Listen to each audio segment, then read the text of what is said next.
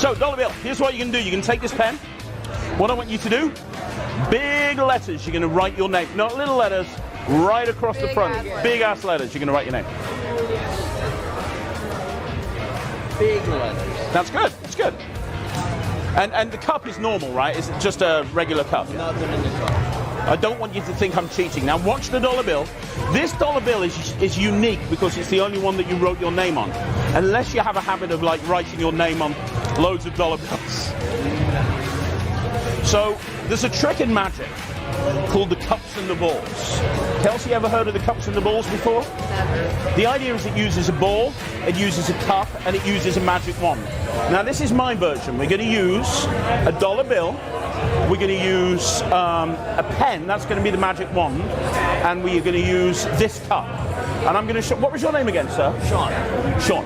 With an A-U or an A-W? S-E-A-N. Oh, even weirder. Okay, that's cool. That's cool. That's cool. The proper way. So you, the pen, the cup, and the bill. Here's what we're going to do. You're going to take the pen. Take the pen. Watch the cup with the dollar bill in it. All you have to do is use that like a magic wand and just point it at the cup. I love the action. Do you know what happens when he does that though, Kelsey? What happened? The dollar bill disappears. What? Now, look, I know you look confused, but it's really easy. Look, if you just tap the cup like this, what happens is it comes back underneath. Let me do that again, Look, watch. Do you see the, look, let me go slowly. Watch carefully. It happens on 3. 1, 2, 3. Did you see it go? No, it's right there underneath the cup.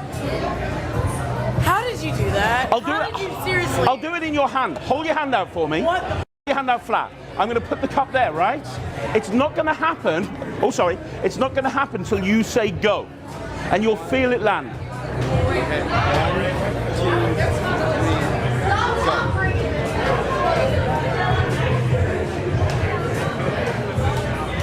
What the? I'm like trying to like figure this out. Like. Look, the dollar bill goes underneath the cup.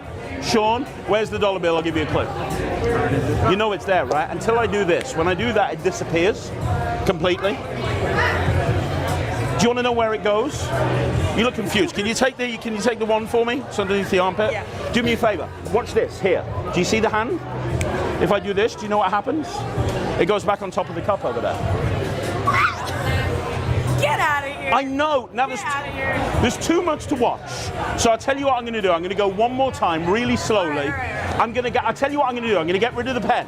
Watch. I'm going to get rid of the pen. Big finish, Sean. Big finish. I'm going to put the dollar bill in my pocket, and it's going to go from the pocket under the cup. Are you ready? All right. 1, 2, 3. If it was under there now, would that be good enough to get a big round of applause? Yeah. I think that's incredible. What do you reckon? I mean, Yeah. but every trick needs a big finish. Are you ready for the big finish? Watch the dollar bill. Don't blink. Watch.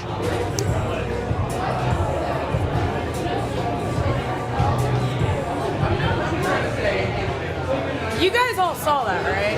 Where'd it go? Yeah. If Where the fuck is it at? Well, if I told you it was back under the cup, would that be good? Yes. Is it? Well, would that be good? Yes, it'd be great. If it was underneath there? I mean, it'd be fucking weird and creepy. I know. Well, it's not. Lift it up. It's actually the lemon. I know. What the How do fuck? we go from a dollar bill to a lemon? Dude. Well, it's a good question, right? How do you get from a dollar bill to a lemon? I'll tell you. You see, I've actually got a knife here. Let me just open it up because this is the thing you're going to remember forever. I want you to watch the dollar bill. Don't tell me that dollar bill is about to come out of that. I'm gonna cut that Don't lemon tell me open. that. Watch. If that dollar bill has my name on it, you owe me a drink.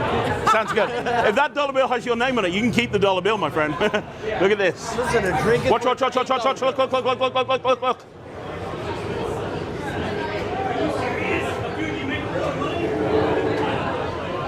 Does that look familiar? Is that my dollar bill? There's a Shut dollar the fuck up. inside the lemon. Shut up. This is the end of my act. If that is the dollar bill that you wrote your name on it, I can't go further than that. Take it out. Do I get a drink?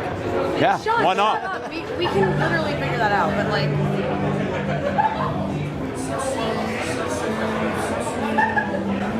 How the f did you do that? How did you do I that? didn't, it was him. I've had too much to drink. Good. No, you're great. What? No, I'm honestly not. Man, you can keep that. It's lemony fresh. There you go, souvenir. I really want to know. Well, look, Kelsey, Hey, thank are you. you the new Messiah? Yes, yes I am. So full speed, it would look like this. So we've got the bill, we've got the pen, we've got the cup. I want you to watch very, very carefully. Do not blink for a minute. Watch that cup, watch that bill. Can you take the pen for me? Just tap the cup, very good. When you do that, that makes that bill completely disappear. It's amazing, isn't it? Now, if I want to bring it back, it's very easy. All I have to do is take a piece of nothing, throw it in there, wait 2 seconds, and it comes back. There it is. Now, maybe you missed that, so I'm going to do it again for you. There's a rule in magic, never repeat a trick. The first time it's entertainment, the second time it's educational. I'll do it again for you. You know what's going to happen. It's going to go from here to underneath this cup. Watch. 1, 2, 3. Did you see it go? You missed it. It went right there underneath the cup. Of course, a lot of people say to me, if I can get it under the cup, can I do it in reverse? Absolutely, I can. Watch that bill. If I just do this, it disappears completely without leaving a trace. Gone. Now, you're probably wondering, where does it go? Well, I can bring it back over here. If I take this bill and just snap and tap, when I do, it comes back over there. Did you miss that? I tell you what, you drop it into the cup yourself. Do that for me. Very good. Hold your hand out for me. You're going to feel the moment that this lands in your hand when you say go. Go. Did you feel it? Of course you did, right there underneath the cup. Now, look, I shouldn't really tell you how this is going to work, but I am. I'm just making it go through the bottom of the cup, even though it's a solid cup. I'm making it go through the bottom. I'm penetrating the cup with the bill. You probably don't believe me, I'll prove it. Drop it in yourself, very good. What I want you to do is watch right there, because if you watch right there, you'll see the bill come right through the bottom. That's how it works. Has anyone got any questions on this? Alex, you want to examine my cup? Check it out, make sure it's okay. What's in that cup? Apparently, listening to the cup helps, right? The ocean. And you're going to use this pen in a minute to write, you're going to sign a card. But I am going to tell everybody, I have a folded up card from that deck. I took one card out, I folded it up. This is my prediction of something that's going to happen in the not too distant future. I'm going to isolate that right here in this cup. We're going to get back to it in a minute. You take the pen. Yeah, you can hold on to the pen. I'm going to put this cup over here, out the way. Guys, can you keep an eye on that cup for me? Would that be okay? Now, did you shuffle, go? I did. Wonderful. They're very shuffle. Good stuff. You're going to grab a card. You're going to take any one of the cards, but take a number card, not a picture card, because you're going to write your name on it. If it's a number card, it'll show up. So take a number card. I won't look. You can show all your friends. And apparently I'm not your friend. I thought we were bonding over this magical experience, but that's fine. Write your name on the face of the card, big letters. Not on the back, on the face. Not on your face, on the face of the card. Big letters, write your name. Then underneath, put your social security number. Are we good? Yep. Can I turn back round? Mm-hmm. Good stuff. Do me a favor.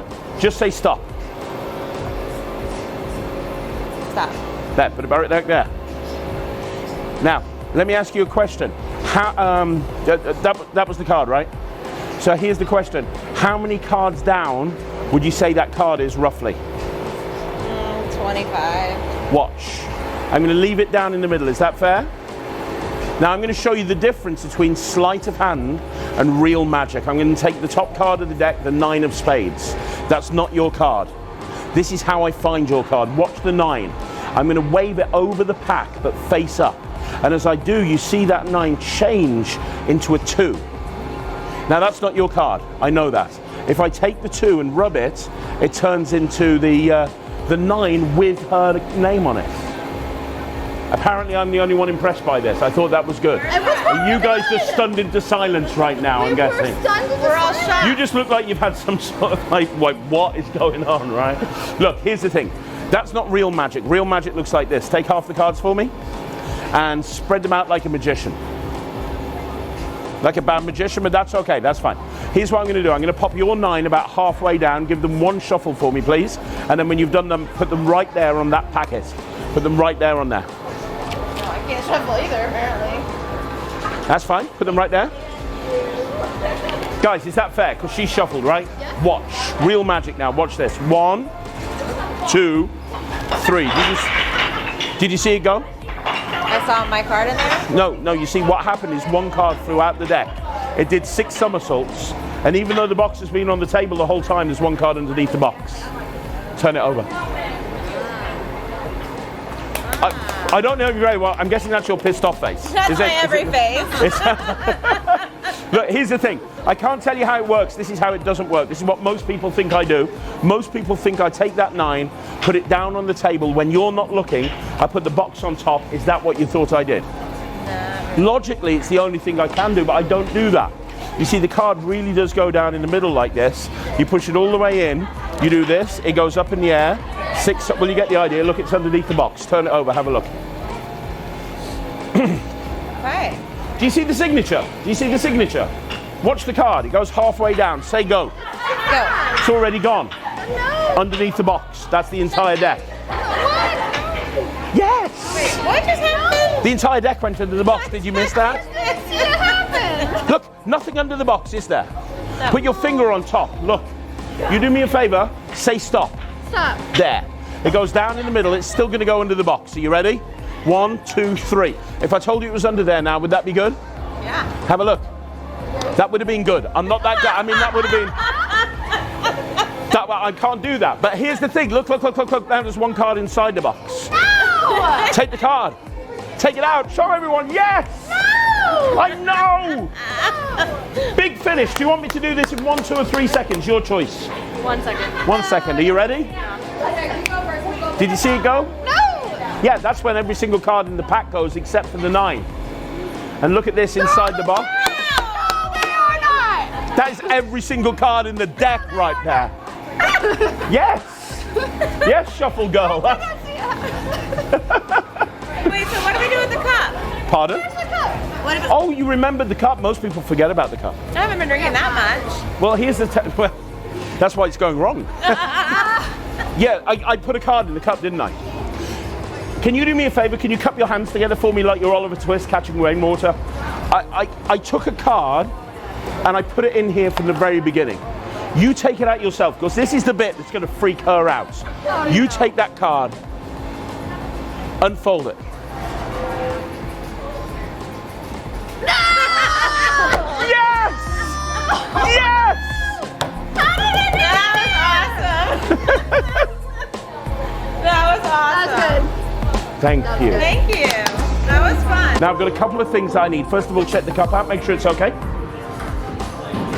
It's in order. Yeah? Are we good? Yeah, solid cup. And I've got the pen that you're going to use to sign a card in a minute. Okay, I'm going to have you sign a card. This right here is a mystery card. I took a card from a different deck. I'm telling you right now, this is from a different deck. Dustin, I folded it into quarters. You don't get to see that card until later. Right. Okay? But that's my prediction. Do you get it? Now, I'm going to put this over here out the way so I can't do anything. You take the pen. Now, here's what I want you to do. Oh, you take your time. I get paid by the hour. Do it. Oh, that was nice. Right. Here we go. Are you ready? Dustin? Yeah. You're going to grab a card. You're going to grab a number card, not a picture card. So not a jack, not a queen, not a king. Any card with a number on. Take any number card out that you want. Just take one. Take one out. Way down. Anyone, all the way down there. Don't let me see it. Write your name on the face. I'll turn around. What do you want me to do to it? Write your name on the face of the card. It's not a number card. Right. Oh, so no, put number. Give me a number card. You want a number card? Because then it'll show up. Take a card with a number on. Oh, number card. Yes, okay. It's my fault. I shouldn't have picked you. Right. Write your name on there. Number card. Write your name. Big letters on the face. On this side. Make sure you write it on the face. Yep. Okay. All right. Have you done that? Yep. I'm going to turn around. Make sure you turn it over so I can't see. Okay. I'm going to put the pen away. And you're going to put the card back. Just say stop. Oh, you just shove it in there. That's fine. You want it? You want it up there? Are you happy there? Yeah. If you're happy, I'm happy. Cool. Clearly he's happy. Okay, you can tell you're happy. Here's what we're going to do. I'm going to show you the difference between sleight of hand and real magic. Are you ready? Yes. First of all, sleight of hand. I'm going to take one card out the pack. This card right here, the 4 of clubs. Is that Oh, your? you missed it. Well, I didn't say that was your card. I just said I'm taking the 4 of clubs. No, this is the only card that it works with, because if I take the 4, wave it over the pack right here, what actually happens, check this out, this is amazing. That 4 actually changes right there into the card with your name on it. Now, here's the thing, that's not real magic. Yes, it is. No, it's not. Real magic looks completely different. I'll take the 3. You take... Actually, you know what we'll do? We'll do it this way. You take half the cards. And Spread them out like a magician, like this. No, that's a D-bag. Very good. And I'm going to take that 3 and put it right there.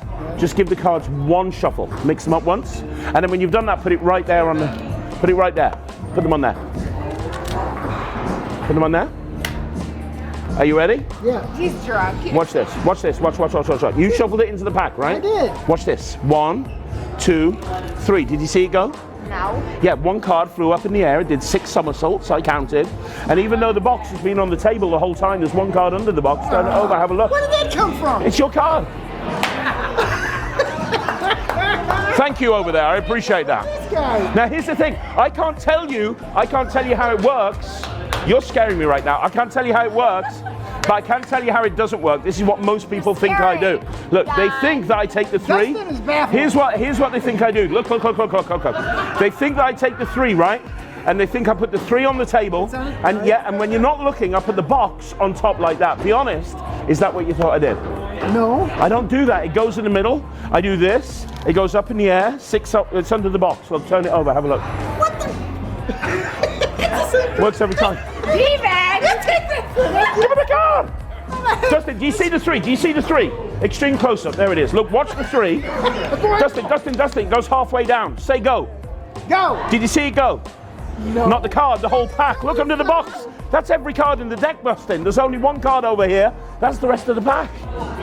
What the f? I know. Dustin, one last time. Look, nothing under the box. Put your finger there. Okay. Put your finger there. Put your finger. Dustin, finger there. Put your finger there. Put your finger. Finger it.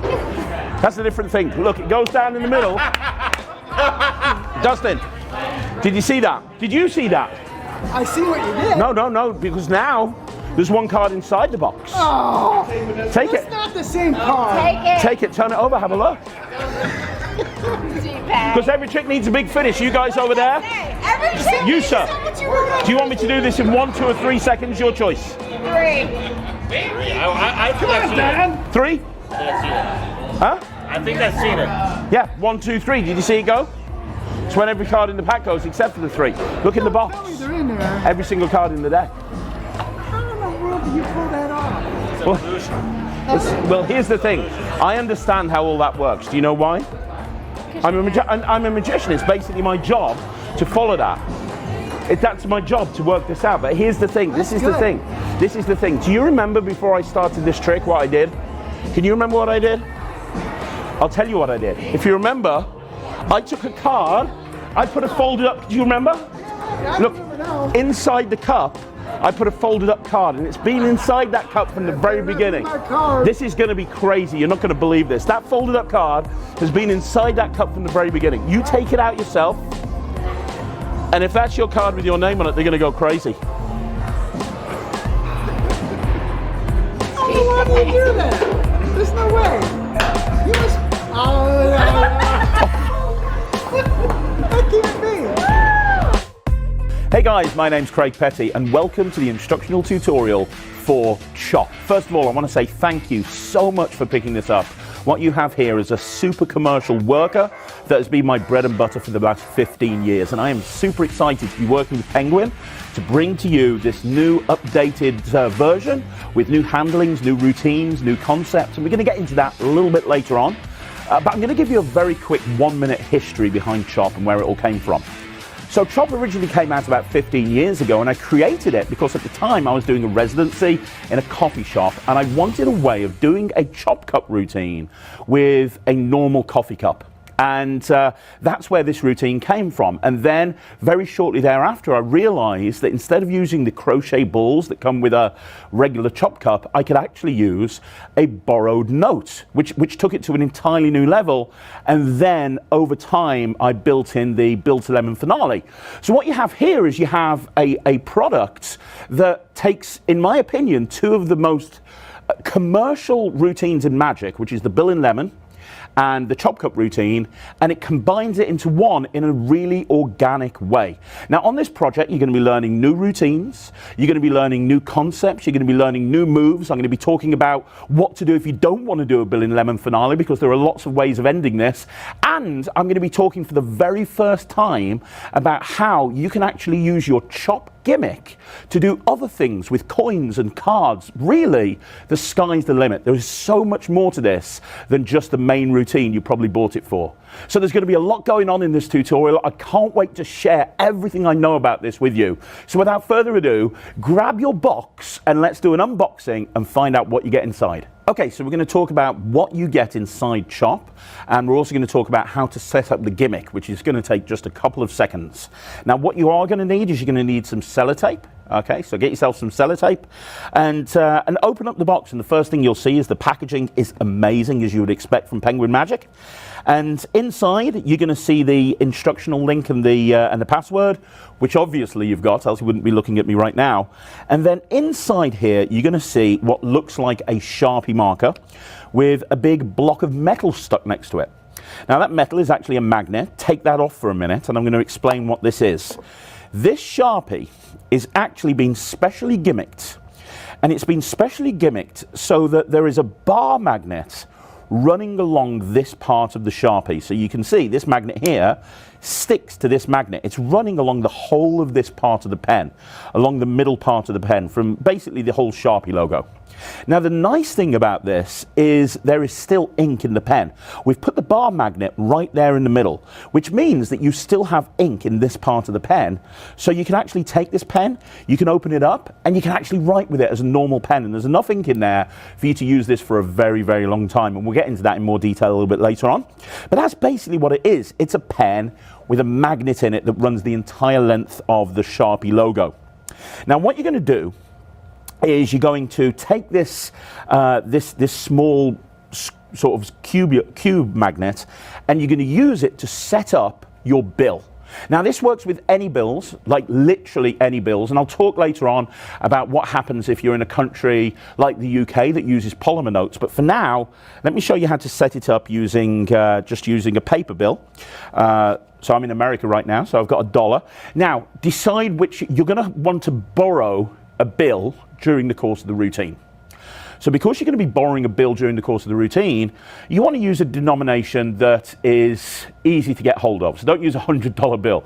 I tend to use $1. So what you're going to do, take your dollar bill, and the first thing that you want to do is squish it up like that. You just want to just crumple it up. It needs to be crumpled, okay? Just give it a good crumple.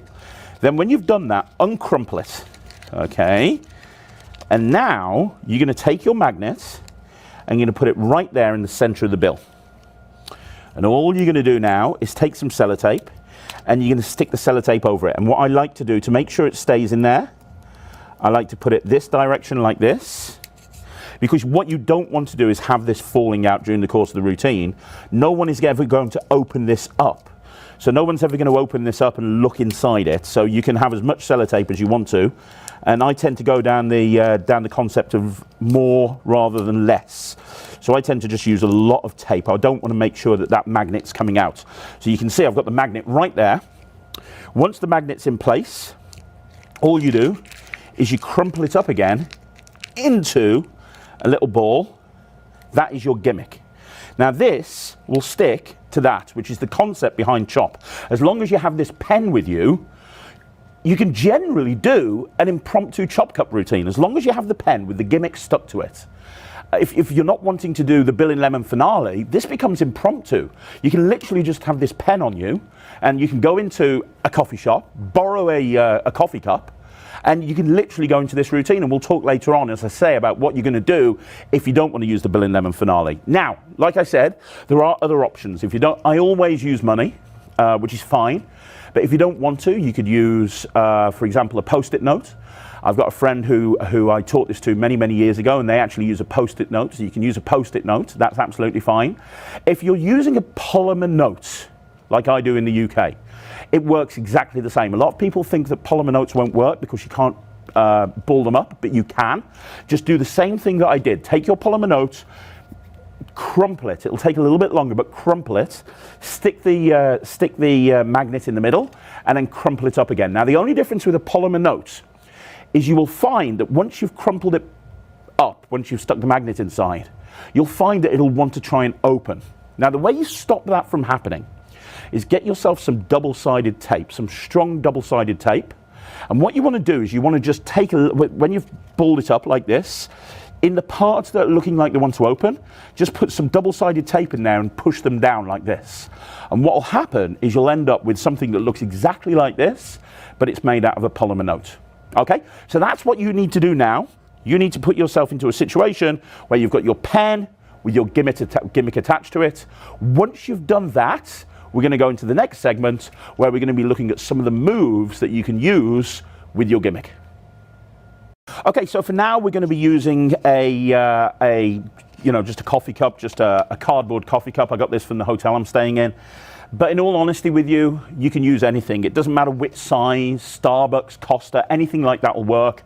And later on, I'm going to talk to you about how you can actually use chop with regular ceramic coffee cups. That's absolutely fine. Even glasses, see-through glasses work. And we'll get into that later on. But for now, just grab yourself a cardboard coffee cup and let's go through some of the moves. Before I go into the routine, I'm going to go through 11 moves for you. These are the 11 moves that I created with this gimmick that allows you to do stuff that you could never normally do with a regular chop cup. Now, the reason I want to teach you the moves first of all is because you are going to come up with your own routine, and later on I'm going to share with you one way that I use chop, but everybody has their own routine. So the way to look at it is you've got all these different moves and you decide the ones that work best for you and you create your own routine, if that kind of makes sense. So I wanted to go through these moves with you first of all. Now, when I first brought chop out, there were only 5 moves. There's now 11, so you've got a lot more options than the product that came out all those years ago. So let's go through these one at a time. The first move that I'm going to teach you, I call it the classic holdouts.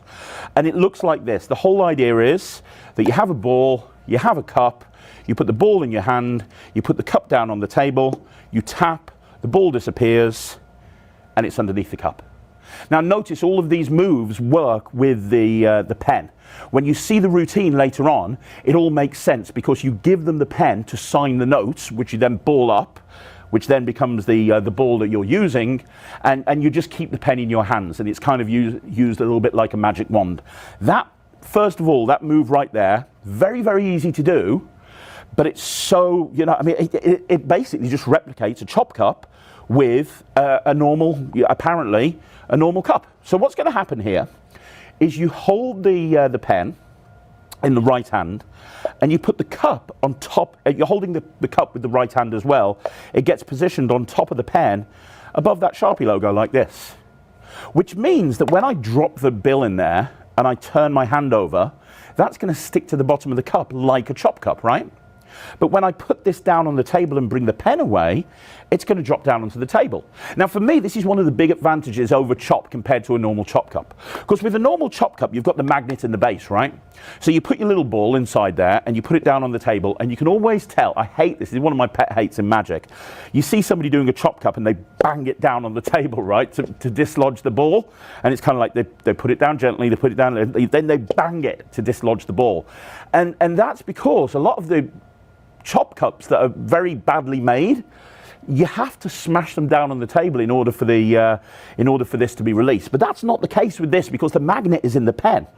So when you drop the ball in there like this and you turn your hand over, obviously that's going to stay there, and then all I have to do is move the pen away and it drops the bill down onto the table. And because it's paper, I'm using a close-up pad here, but I don't use a close-up pad in a real-world environment. This is a solid table. You just don't hear anything, right? One important point on that is that when you do this, notice you're apparently tipping it into the hand. So this hand closes if the bill's there. Get the timing on this right. Don't do that. It's not very good. Don't do this. Not very good. You just literally show the bill in there. You can show it in there. Tip over, make a fist. The only other point to note about this is notice this middle finger. Because if I put this cup down and then I go to pull the Sharpie away, a lot of the time it's going to actually lift up the cup. It didn't that time, but a lot of the time it'll lift up the cup. So the way to stop that from happening is to do this, and then notice my middle finger pushes down on the cup as I bring the Sharpie away. That keeps the cup in place. So now I can just tap here, use it as a magic wand, have it disappear, and then I can pick up the cup and show that the ball's underneath there.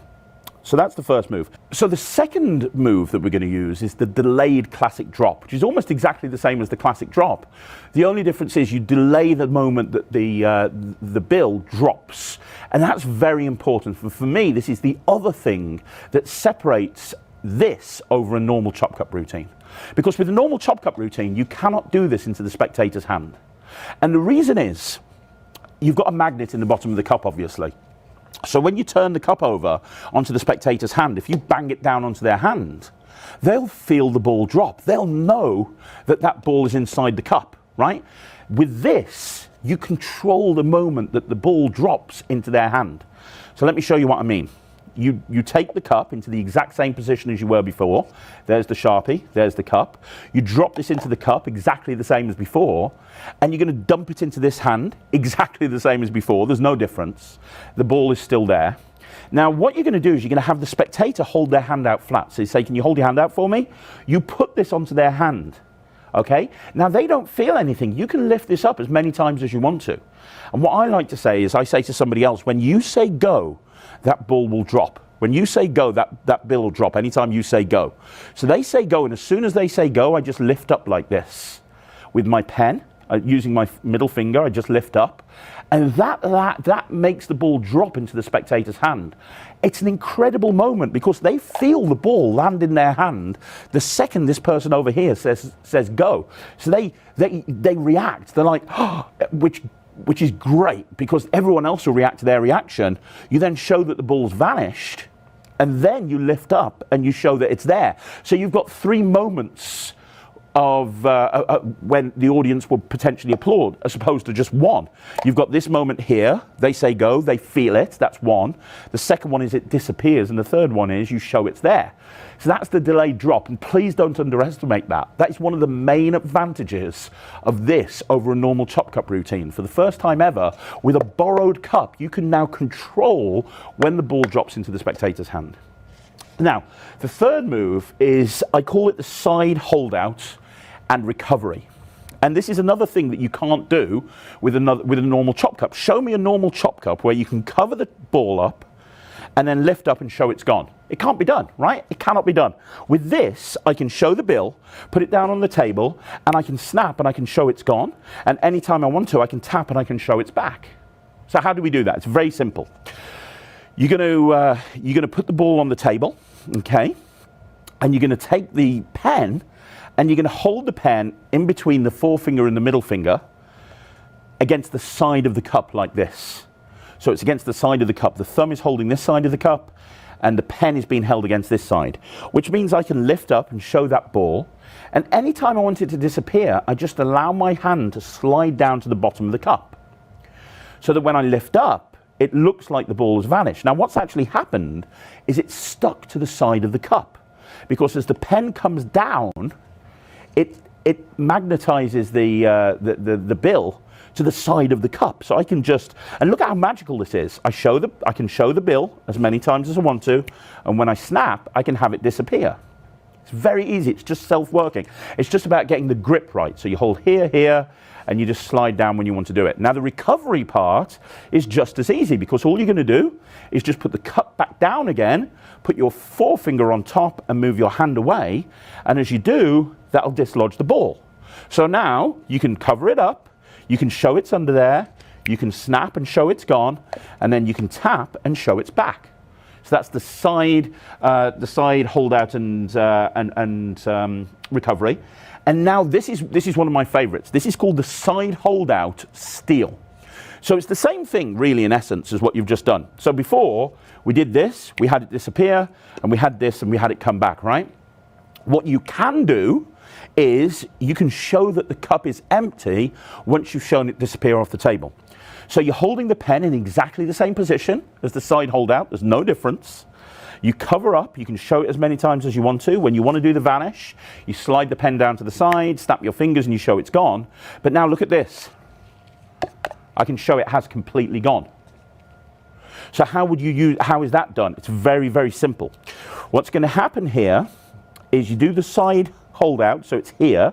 Now from the side, let me show you what's happening here.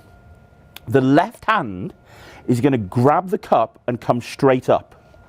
And as it does, the bill gets slid out of the cup and it gets stuck to the pen behind the fingers. Okay? It happens automatically. If you look at it like this, you just here and you here. The pen does all the work for you. If you can just lift up a cup, you can do the trick. Now to make it look more deceptive, I do a slight body turn to the left at the same time. So I cover up, I snap, I show it's gone, and I'm going to rotate my whole body to the left slightly, and as I rotate my body to the left, my left hand is going to grab the cup and lift up and show that it's empty. This automatically gets stuck to the pen, and then I just curl my fingers, taking that into finger palm as I take the pen, and I just show that it really has gone. So a sequence you might want to use that in is like this. You might want to say, for example, watch the bill. If I just snap my fingers, the bill disappears completely. It's gone. You're probably wondering, where does it go? Well, if I just tap, it comes back. And there's a perfect way of using that move. And all I did there is I covered it up, did the side holdout, did the steal, tapped like this, put the pen underneath my arm, so this is in finger palm, and now all I'm going to do is the classic chop cup load, or cups and balls load. So I'm just going to take the cup, hold it here around the mouth, allow the ball to drop into the cup, and just drop the cup down on the table. So now I can show that the ball's underneath there. Or if I want to, I can delay that moment. So what I mean by that is I could show that it's there, snap, show it's gone, use the pen to gesture to show that it really has gone, drop it down doing the load, and then I could say if I tap, it comes back. And I can use the side holdout again to show it's not there yet. And then I can tap and show it's back. So hopefully by now, just 4 moves in, you're beginning to realize just how much power we have. With just a normal cup and a pen, you can do miracles. Right, let's talk about move number 5, which is the top steal. This is very similar to the steal that I just showed you, but from the top of the cup. So let me show you what's going to happen here. You're holding the pen in the same position, and you're going to hold the cup like this, so that the pen is along the side of the cup near the top. And I drop the bill into the cup. Now, as I drop it into the cup, look at what happens. You can probably see there, it's inside the cup, stuck to the side. Now, sometimes when I drop it in, it won't stick to the magnet. So I'll just shake it in there, and then it'll stick, right? Now, once I've dropped it in there, all I do is I take the cup, and again, I do a slight body turn to the left. I take the cup with my left hand, rotate the pen upwards, and I just lift up, and that bill is going to come along with it. So let me show you that from this side. You're here, you drop it in, it's stuck to the pen, I hold here, I come up, and I've stolen it out. Now I can curl my fingers in, finger palming the bill, as I use the pen to gesture and show. So a couple of ways that you could use that, for example, I could drop it in and say, look, you can see it's in there. Watch, if I just do this, I can pull it up through the bottom, and I can make it visually penetrate through the bottom of the cup. Or I could drop it in like this, so they see it, come up, and then I can just put this underneath here, show that it's gone, and then I can load it back underneath the cup. And then again, I can use the side holdout to show it's not there, tap, and have it come back. So that's the top steal. Just drop it in, hold the pen here, steal as it comes up, right? So let's talk about the clip steal now. Now, the clip steal is very similar to the steal that I just shared with you, but it's a lot easier. So you're going to be stealing from the top of the cup again, but you're going to be using the properties that are inherent with the Sharpie marker. So what you want to do is you want to just take the Sharpie and clip it to the side of the cup like that. And you're just going to hold the cup with the right hand, so that you're holding the cup. You're not really holding the pen, but the pen is clipped against the cup. Now all you're going to do is put the bill into the cup. It sticks to the pen, and then as you take the pen out, you've stolen the bill onto the pen. Now this is a beautiful steal because it's so disarming. You just have the pen there, clipped. It's also really easy. You drop it in, you take the pen straight up like this, and it just steals it out. It's impossible to get wrong because it just literally comes straight out like this. Now, it's a great steel, it really is, but you have to have a justification to put the pen clipped onto the cups. The way I normally do it is after I've done a few phases of whatever routine I'm doing, I'll clip it here and I'll say, look, let's go really slowly. Can you drop the bill into the cup for me? So they drop it in and I go, brilliant. Now do me a favor, you take the pen. And as I take the pen out, I just curl my fingers in, palming the bill as I give them the pen. It's very disarming because I can either show it's gone or I can do a production from the bottom of the cup or whatever I want to do. It's probably the easiest steel of the whole project. And as I say, it's literally you just put the pen there, drop this in or get the spectator to drop it in, lift up and you've stolen. Okay, so that's the pen steel. That's steel number 6. Let's talk about steel number 7. This is really cheeky, and this is the latest sort of move I've come up with Chop, and I only came up with this about 3 months ago. And I call it the opening drop steel. And the reason I do is because the only time you can actually use this is at the opening of your routine. So if you want to use this move, it's very disarming, do it at the very beginning. So, and you'll see later on when we discuss a whole routine, how I actually incorporate this. But what I do is I have the cup examined, they've used the pen to sign the bill, and as I take the pen back, I just put it into the cup. So I've got the pen and the cup to one side. I've then had them sign the bill, and I've switched it for this gimmick, and you'll see more about that later. The steel is so cheeky. I just take the balled up bill and I just drop it in the cup, and I go, so we're going to start off with the bill in the cup, and then I just take the pen out. And as I take the pen out, I've stolen the bill with it as well. And it's very, very disarming because they've used the pen to sign the bill. It's normally their cup that I've borrowed, so everything looks great. I just drop this in here like this, then I pick it up and I just take the pen out. And as I take the pen out, it automatically, the bill comes with it. So I just take this pen out, and normally what I'll do is I'll hand them the pen. And as I say, you'll see me handing this pen out to a lot of people all the time. And the way that I do that is just curl your fingers in, taking this into finger palm, and then just pivot the pen out and give them the pen. I give them the pen, I get them to wave it like a magic wand, and I show it's made the bill disappear. And think about that as an opening phase. They've balled up their bill, you've dropped it in here, you've just reached in, you've taken out the pen, you've given them the pen, they've tapped, you've shown it's gone, and then you can load it underneath the cup and make it reappear. So that's called the opening pen steel. It's a really nice way to open your chop routine. Right, next one is the cover-up steel. This is another nice one as well. What you do is you have them drop the bill into the cup, which they do, and you're going to take the cup from above. Now notice what I'm doing here is the pen is directly over the mouth of the cup. Now how I'm holding this pen is important. My forefinger is curling around, and that's what's holding it, and it's right there where the cap meets the pen, okay? So and this allows me to take the cup in the same hand, and I'm going to shake it so they can hear it's in there, right? And as I shake it, it's going to get stolen. So as I shake it, I'm going to go side to side, and then I go up and down. And as I go up and down, it gets stuck to the pen. So now I can just take the pen away, and they drop the bill in there. They saw it go in there. They heard it go in there, and now it's disappeared. So in full speed, it would be like this. Do me a favor, drop the bill inside there. Very good. You can hear it in there. You know it's in there because you put it in there. Can you take the pen? Very good. Just wave it, and it's gone, and it's disappeared. And then you can reproduce it however you want to. So that's called the cover-up steel because you're covering up the mouth of the cup from above. And the first time I did that, I was like, is that a little bit too obvious? But it really isn't. It's so deceptive because they hear it in there. They really do. And then you just come away. It doesn't feel like you could have stolen anything. But in that action, you've stolen the bill. The next move I want to share with you, I'll be honest with you, I don't use this anymore. That's not to say it's not good. It is.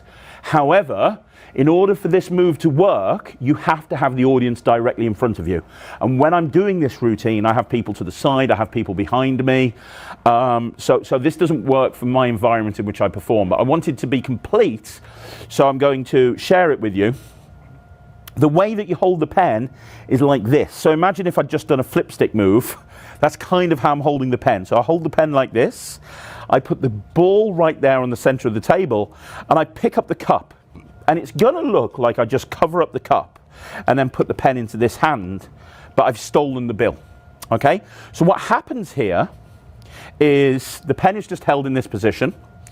The ball is there. I take the cup in the same hand as the pen, and you can see here I come from the front. Notice I'm angling the mouth towards me, and that allows the pen to automatically grab the bill as I come back and drop the cup down. And then that leaves the pen here in this situation with the bill palm to it. I just put the pen in this hand, and then I just take it out like this, and that leaves the bill palmed in this hand.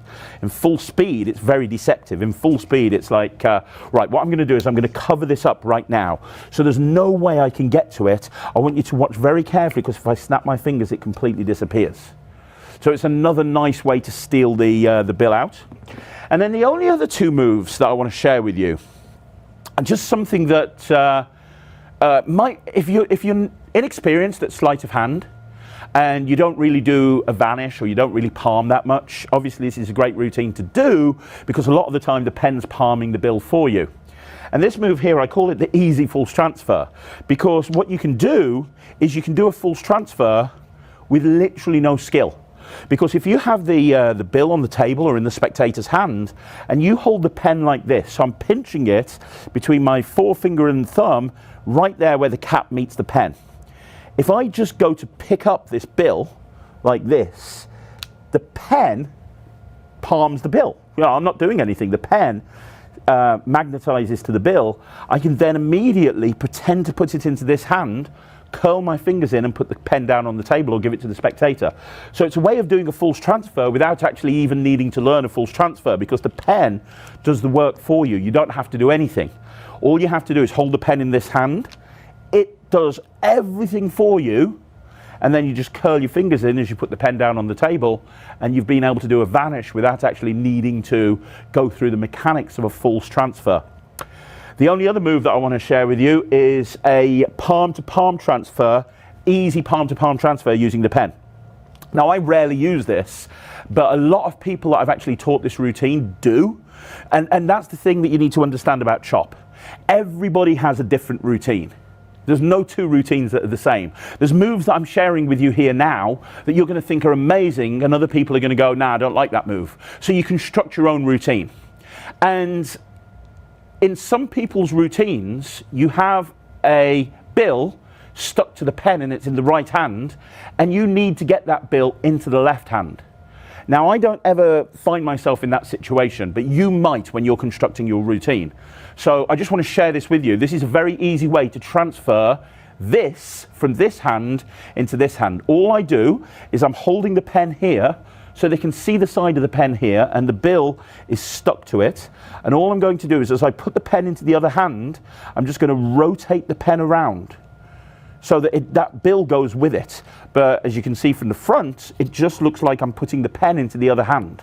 Now I can give them the pen, and I've transferred that bill from one hand to the other. So again, it's very, very easy. You're here, and you rotate the pen round as you put it into the other hand, and then curl your fingers in. And that obviously works in reverse as well, because so I can start with the pen here and put it into that hand. So when you're constructing your various routines, if you need to have the bill in the other hand for whatever you want to do with it, that's a great way of doing it. And you don't need to start with the bill stuck to the pen. You can start with the bill in finger palm, pick the pen up, and as I transfer it to this hand to maybe give the pen to somebody over here, I can just stick it to it. So as I take the pen, the bill gets stuck to the pen, I do the transfer move, then I re-finger palm it as I give it to somebody over here. Okay? So there's a lot of different ways that you can actually use that move, from the left hand to the right hand and back again. Not something I do, but something you might need to do when you're constructing your own routine. So that's 11 moves there, and between those 11 moves, you've learned how to steal a bill from the top of the cup, from the bottom of the cup. You've learned how to steal a bill as you put the cup down on the table. There's so many different ways and techniques. So now what we're going to do is we're going to talk about the setup of the main routine, and then I'm going to go through an example routine that I use all the time when I'm out gigging, and that'll give you ideas about how you can actually put your own routine together as well. So let's get into that right now. So I'm going to talk about how to prepare the lemons now for the Bill and Lemon finale. Now later on we're going to talk about what you can actually do if you don't want to do Bill and Lemon, because you know what? Sometimes you might go to a gig where you're having to work 10 tables all night and you haven't got time to reset and you don't want to worry about the Bill to Lemon. That's not a problem. There are options, and I will go through those later on. But the way that I always like to perform it whenever possible is by going for the Bill to Lemon finale, because it just makes sense. If you're going to make a lemon appear underneath a cup and you're using a borrowed bill instead of a ball, it absolutely makes sense to have that thing going in lemon, right? So I'm going to talk to you about the lemon load, which is very, very different to most lemon loads that you will see. And this was workshopped with me and David Penn many, many years ago. And normally, if you know Bill to Lemon, normally it works by making a star trap. So in other words, you take a knife and you take the top of the lemon here and you cut like a star, and then you make a small hole so you can show it like this, and then you can load it in. That's normally how Bill and Lemon works. That won't work with this routine because you've got a balled up bill, so it will never go in. That only works if you've got the folded up like a cigarette. So how we're going to use it, how we're going to prep the lemon instead, is using an apple corer. Now you can get these from in the UK, Tesco, Asda, in America, Walmart, places like that. Target will probably sell them.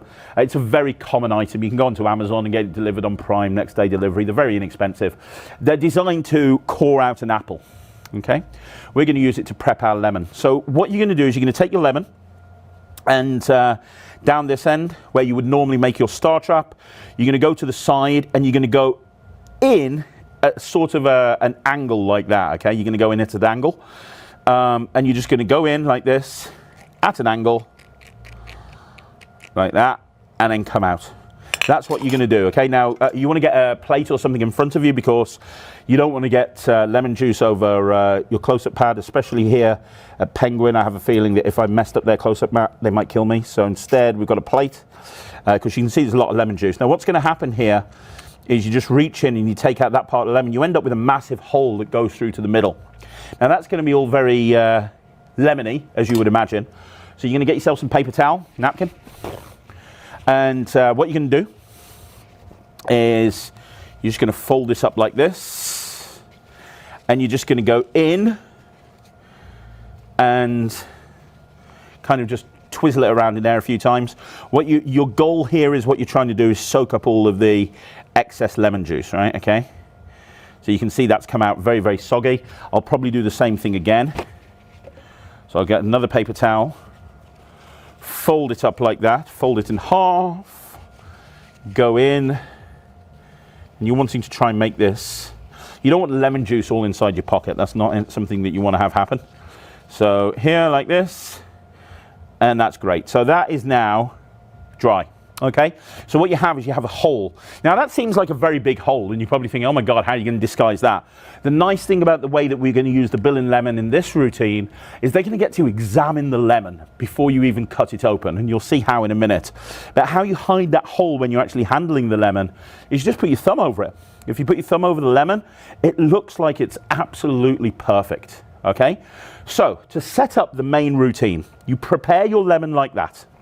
And it's worth noting that if I'm doing like a corporate gig, let's say that I'm doing banquets tables, and I know that I'm going to be doing 10 tables throughout the night, what I will do is I'll prep 10 of these lemons, I'll put them into a bag, and I'll go and find the bar. Wherever I'm working, there's always a bar, and I'll make friends with the bar person, the bartender, and I'll say, hey, I'm the magician, I'm doing a gig later on, I'm doing a trick with a lemon, I've got some lemons here that I'm using.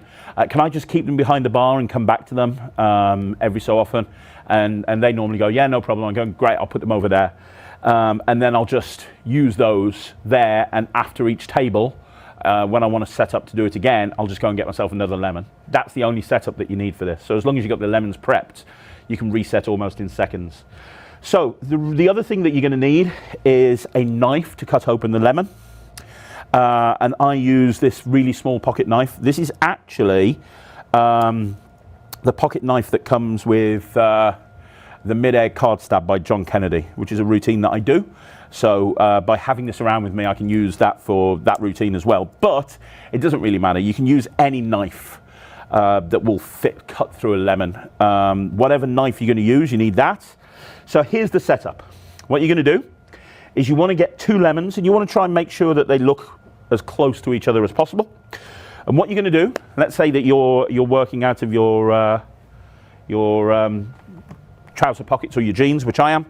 You're going to put your gimmicked lemon into your left-hand trouser pocket.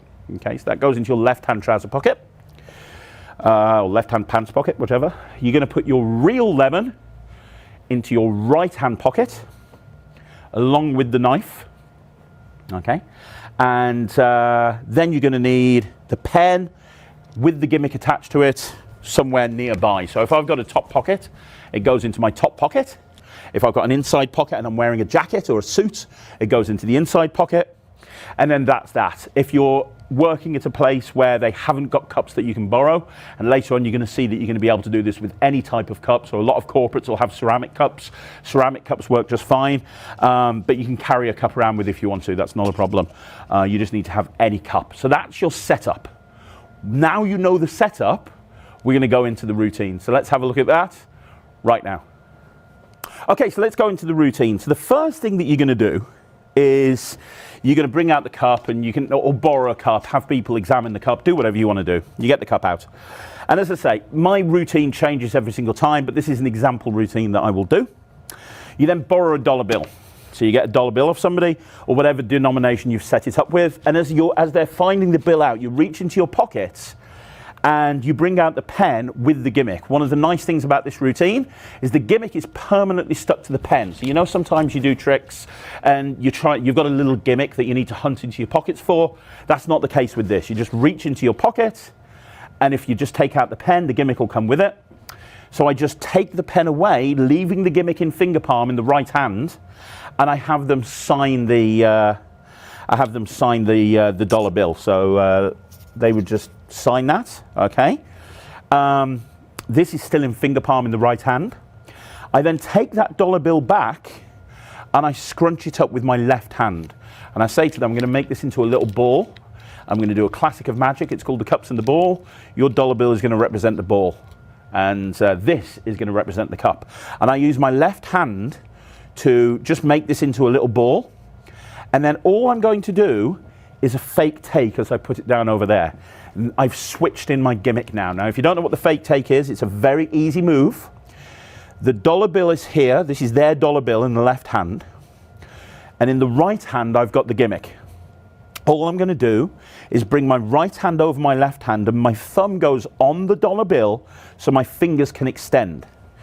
So my fingers extend, and I come over as if I'm taking this dollar bill, and all I'm going to do, my left hand is going to rotate inwards as my right hand pushes that gimmick to the fingertips.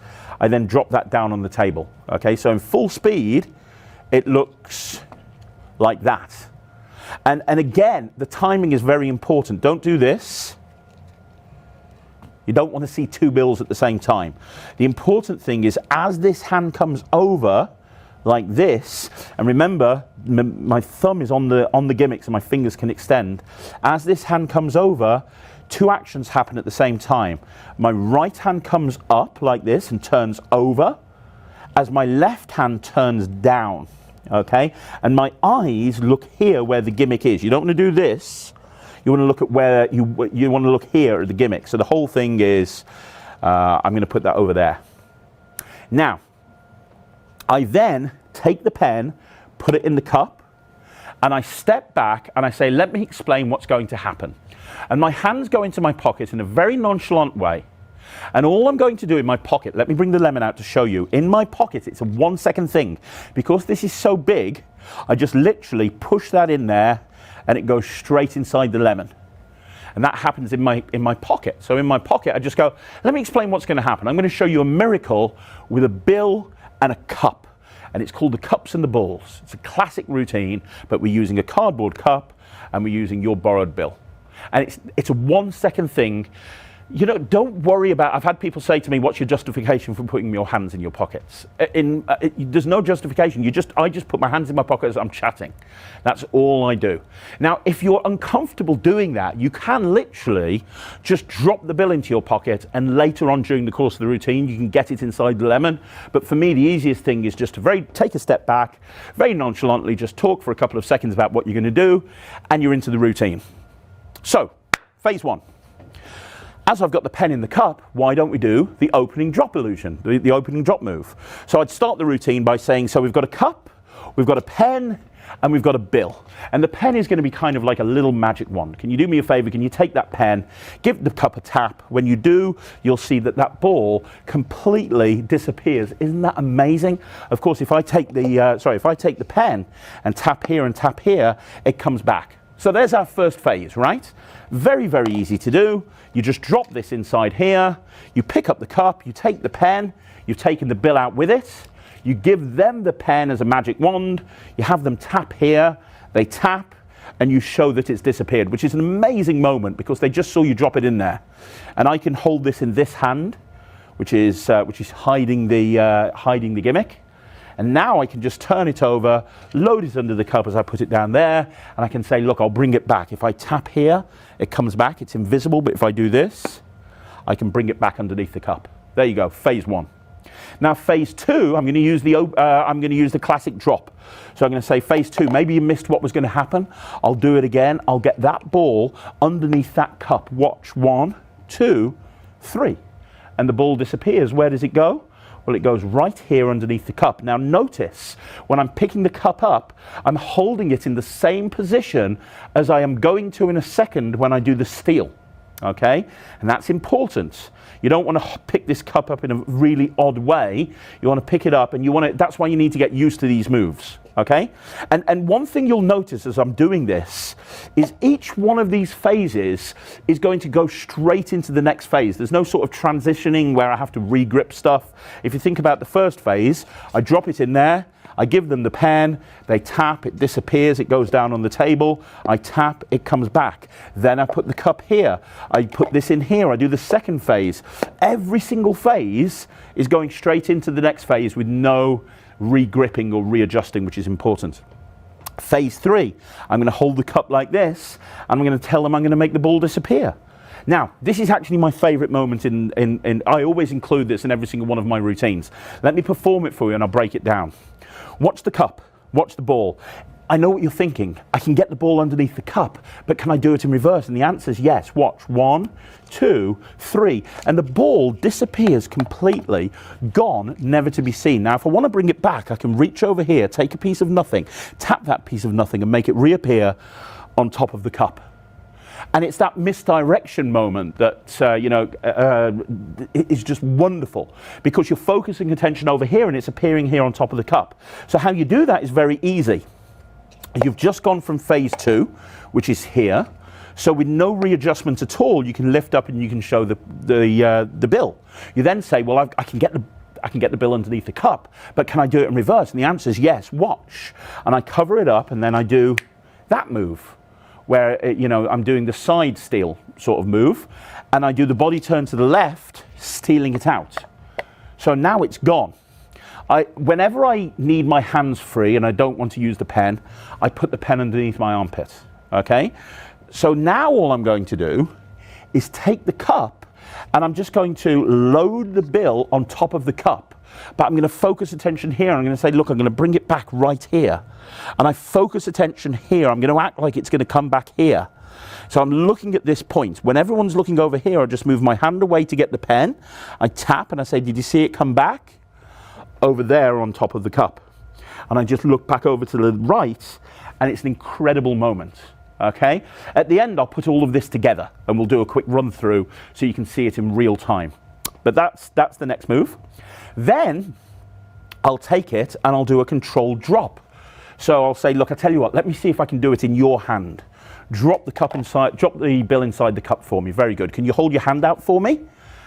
And all I do is I say, can you hold your hand out? I gesture with this hand and I tip it into this hand apparently, but it's still there. I say, well, try and do it again. It'll come back underneath the cup in your hand when you say go. Go. Brilliant. Did you feel it drop? You did. You see it went right there underneath the cup. Look, I tell you what, you want to see the moment, I'll tell you how it works. The ball actually penetrates through the bottom of the cup. That's how it works. You probably don't believe me, but I'll prove it to you. Watch. Now notice when I've done that, I've clipped the pen to the side. So I just drop the thing in here, I take the pen away, and I say, look, I'll make it come through the bottom of the cup right about there. We've discussed all of this in the move section. I'm just putting all of the moves together, right? So that probably would be a long enough routine for me. I like to keep it very, very short. So that routine would be a long enough routine for me, and then I'm going to go into what I need to do in order to get the in order to go to the bill in lemon. But before I do that, let me just perform those 4 phases back to back so you can see what they look like. So in full speed it would look like this. So we've got the bill, we've got the pen, we've got the cup. I want you to watch very, very carefully. Do not blink for a minute. Watch that cup, watch that bill. Can you take the pen for me? Just tap the cup. Very good. When you do that, that makes that bill completely disappear. It's amazing, isn't it? Now if I want to bring it back, it's very easy. All I have to do is take a piece of nothing, throw it in there, wait 2 seconds, and it comes back. There it is. Now maybe you missed that, so I'm going to do it again for you. There's a rule in magic: never repeat a trick. The first time it's entertainment, the second time it's educational. I'll do it again for you. You know what's going to happen. It's going to go from here to underneath this cup. Watch. 1, 2, 3. Did you see it go? You missed it. It went right there underneath the cup. Of course, a lot of people say to me, if I can get it under the cup, can I do it in reverse? Absolutely, I can. Watch that bill. If I just do this, it disappears completely without leaving a trace. Gone. Now, you're probably wondering, where does it go? Well, I can bring it back over here. If I take this bill and just snap and tap, when I do, it comes back over there. Did you miss that? I tell you what, you drop it into the cup yourself. Do that for me. Very good. Hold your hand out for me. You're going to feel the moment that this lands in your hand when you say go. Go. Did you feel it? Of course you did. Right there underneath the cup. Now, I shouldn't really tell you how this is going to work, but I am. I'm just making it go through the bottom of the cup. Even though it's a solid cup, I'm making it go through the bottom. I'm penetrating the cup with the bill. You probably don't believe me. I'll prove it. Drop it in yourself. Very good. What I want you to do is watch right there, because if you watch right there, you'll see the bill come right through the bottom. That's how it works. Has anyone got any questions on this? So I've just took five moves, structured it together into a really killer routine. Now we're going to go into the part where we're setting up for the Bill in Lemon finale. And there's some really clever stuff going on here, so let me go through this with you. So I need to get the lemon underneath the cup. So the way I'm going to do that is by using the first move, the classic drop. So I say, look, I'm going to do this one more time, but I'm going to try and make the bill jump underneath the cup from my pocket. Now that would be impressive, right? And I drop the bill in here, so I'm set to do the classic drop. So I just tip it out. They think it's here. It's actually still underneath the cup, and I just put the cup down on the table. And I say to them, I'm gonna put the pen away to make it easier for you to follow. Now, I put the pen into my back pocket, clipped like that. So the clip is on the outside, and the pen is on the inside of the pocket. That is very important, and you'll see why in a minute. So I put the pen away, and then say, let me put the bill. Now remember, there's no bill here. The bill's already under here. I say, let me take the bill and put it in my pocket. Now I take the bill. I've got nothing. So, but you know, it's David Roth that actually said, if you pretend to take nothing, they're convinced that there's something there, because who would take nothing? So I just pretend to take the bill and put it into my pocket. And it's another one of those fake takes, but it's the easiest fake take in the world because there's actually nothing there to begin with. I say, let me take the bill, put it into my pocket. I'm going to make it go underneath the cup. Watch. Now all I'm going to do here is I'm going to get ready to pull this lemon out of my pocket, okay? So my hand's in the pocket with the lemon. I'm going to get ready to take this lemon out. I just snap my fingers, I tap, I lift up. Everyone's attention's there. Everybody's looking at the bill. And as they do, you're just going to load the lemon into the cup. Now, if you haven't loaded a final load into a cup before, it's very easy. This is just here, held in this position. Notice you can't see that lemon because the back of my hand is towards the audience. And you're just going to come here like this. Notice I keep the back of my hand towards the audience. You don't want to do it like this, you'll flash it.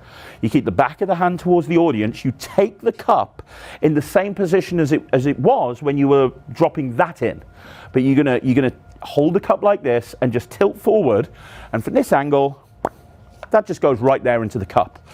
So it's like this. So you put this away, and everyone's attention's here, because you focus attention here. You say, look, I'm going to make it go underneath the cup from my pocket. 1, 2, 3.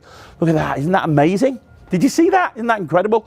Now, the nice thing about, normally with a chop cup, when you've put a final load in there, you have to turn it over really quickly, don't you? Because it's in there, and if you turn it over, that's going to happen, right? It's going to fall out.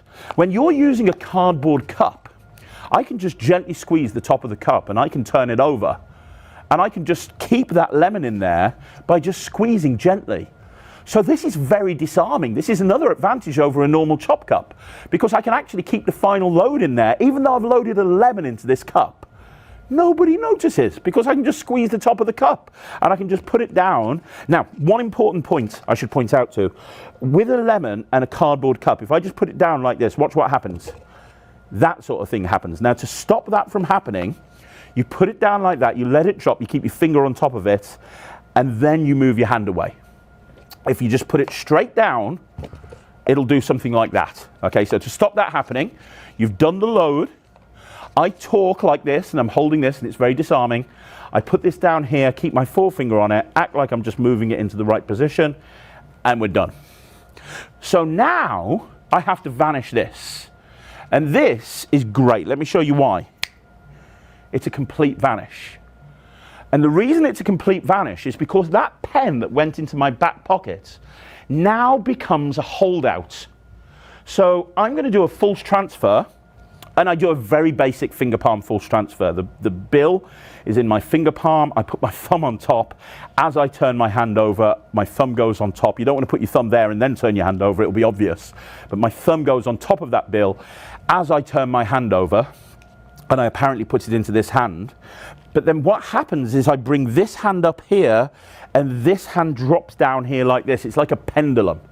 So as this hand comes up, imagine your hands are like connected with strings. So as this hand comes up, this hand comes down, and on the downward swing, it just swings behind my back, and watch what happens. This comes up, this comes down, it just touches the back pocket. The pen automatically palms it, and then I come back up. So in full speed, it's like this. Watch the bill, don't blink. And now I come back up and I can do a complete vanish. And it took me ages to realize that if I put that pen into my back pocket, it became a holdout. And when I realized I could do that, it really just made me feel all happy inside. So now this is gone. The gimmick's gone. The pen's gone. I make it disappear, and I say, if it was underneath there, would that be good? And they say yes. And then lift up and show a lemon, which is a ridiculous moment that a lemon has just appeared underneath the cup. And I give it them to look at, which is great because it's very disarming, because you give them the lemon that you're going to show the bill is in there in a second. And then I take the lemon back and I say, you're probably wondering where the bill is. Well, let me show you something weird. Has anybody got a knife?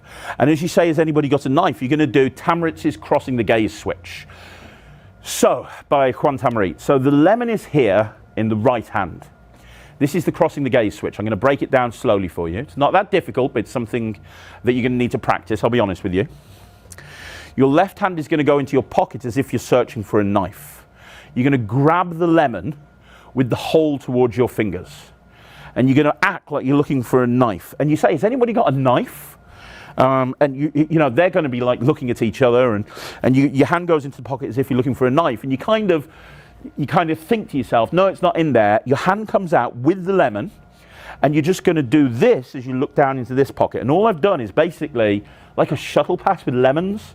So this hand does this. This hand turns palm up as this hand turns palm down. And you're just going to switch for the other lemon as this hand goes into the pocket to look for the knife, which it then brings out. So in full speed, let me show you that. Just put that back in there. Full speed, it looks like this. So I've just handed a lemon out for examination. You're probably wondering where the bill is. You know, I'll show you where the bill is, but I need a knife. Has anybody got a, I'm looking for, has anybody got a knife? I thought I had one. Has anyone got a knife? I think I've got one somewhere. Here it is. It's okay, I've got one. Panic over. It's a very offhand, nobody's looking at you at that point. They're looking for a knife, and then you bring this out. But you've now switched in this lemon that they just examined. Now, if you don't want to do that, And I've taught this routine to people in the past, and they're like, you know what, I don't want to be worrying about doing the crossing the gaze switch with lemons. That's absolutely fine. You can just have the prepared lemon in the right-hand pocket, and you can just have that as the final load. And that works fine. The only thing you need to be careful of, I would put it here and open up like this, because what you don't want to have happen is when you show the lemon, you don't want to have it so that the hole is pointing towards the audience. And it's very difficult to work out whether that'll happen or not. So the way to do it is to put it on your hand and lift up, and then just make sure that it's orientated the correct way. I'll be honest with you, I always use the crossing the gaze switch because I much rather prefer to be in a situation where they've examined the lemon. Okay, so I'm left in this position. I can then show this lemon again. Notice my thumb is just covering up the hole. And that's the position I'm going to hold the lemon in as I cut it open. So I open up the knife. Okay. And then I hold the lemon in this position. Notice when I'm opening up the knife, I keep that hole against my palm. And then when the knife's opened, I open like this. So my thumb is here. And all I'm going to do is use the knife to cut. So you're just going to cut along here like this. Okay, so you're just going to cut like this. There you go. And then what you want to do is you want to rotate, keeping your fingers over the hole. Okay, so you're in this position. And when I get about halfway round, I then just open it up like that. And you get that beautiful moment of them seeing the bill inside the lemon. And it is a really cool moment, it really is.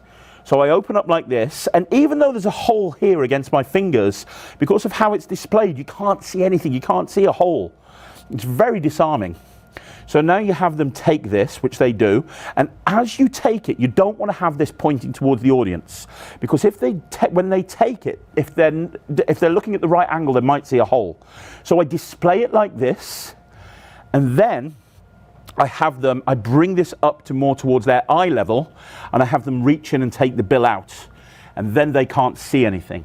Now all I'm going to do with this is just if there's a bin, I'll just chuck it in the bin, and I'll just a trash can, whatever, I'll just throw it in the bin or the trash can. If I haven't got anything, I'll just put it in my pocket so I can get rid of it later.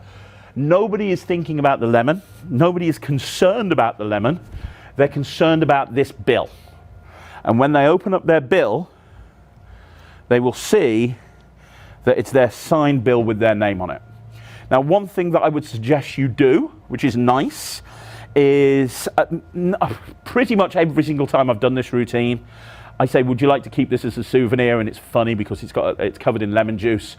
But I always have extra bills with me in my wallet, because I'll say to them, look, you know what, this is covered in lemon juice. I'd love you to have this as a souvenir to remember this trick, but if you'd rather have a brand new bill, I can just give you one of my bills and I can just keep hold of this. What would you prefer? Nobody ever has one person actually said, yeah, I'd rather do that, in like thousands of performances. But I think it's nice to give people the option, right? So you give them this, and the reset to that particular routine is you just close the knife, you put the knife back into your right-hand pocket, you then reach into your back pocket, take out the pen, the gimmick will come with it, you just put that back into whichever pocket that you had it from, and all I've got to do now to repeat this trick again is just go to wherever my prepared lemons are, take another lemon, put it into this pocket, and I'm reset, ready to go again. So it's like a 5-second reset as long as you've got some lemons that are prepped. And that's the main chop routine. That's one example of the main chop routine. As you can see in that routine, there's a lot of moves that I talked through with you that I didn't use. So your challenge now is to take all of the moves that I taught you and construct your own routine that makes sense for you as your own personal performer.